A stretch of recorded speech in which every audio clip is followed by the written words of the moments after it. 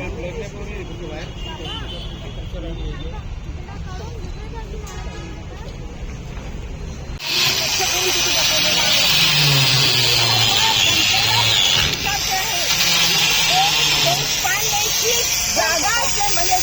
सरकारी जागा आहे, ही देशपांडेच्या ताब्यात लीजवर आहे.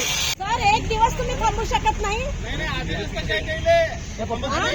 हो, असे तर किती कामं वेगळे आहेत.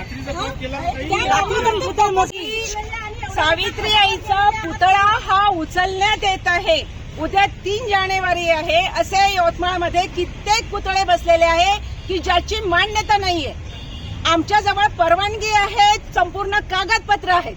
नगर परिषदेची परवानगी आहेत, पोलीस स्टेशनची परवानगी आहेत, पीडब्ल्यूडीची परवानगी आहेत, फॉरेस्ट डिपार्टमेंटची परवानगी आहे, ट्रॅफिक आरटीओची परवानगी आहे.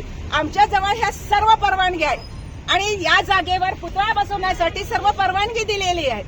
12 वर्षापासून आम्ही या जागेवर पुतळा बसवण्यासाठी लढा देऊन राहिलेलो आहोत आणि तरीही सुद्धा यवतमाळमध्ये अनेक पुतळे, दीनदयाल उपाध्यायच्या पुतळ्याचा कोणते कागदपत्र दिलेले तरी